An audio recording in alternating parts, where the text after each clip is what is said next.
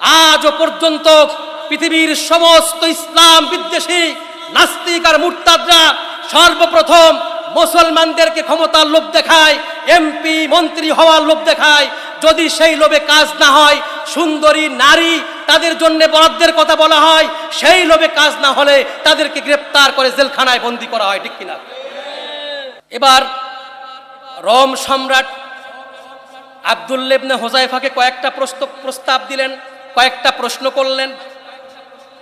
এক নম্বরে প্রস্তাব দিলেন, হে আব্দুল্লাহ ইবনে হুযায়ফা, আমি শুনতে পেরেছি তুমি নাকি মুসলমান, এক আল্লাহকে বিশ্বাস করো। বলে, হ্যাঁ, এক আল্লাহকে বিশ্বাস করি।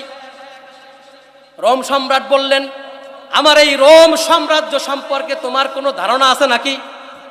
বললেন, মোটামুটি ধারণা আছে। রোম সম্রাট বললেন, যদি ধারণা থাকে তবে মনে রাখো, আমার এই সাম্রাজ্যে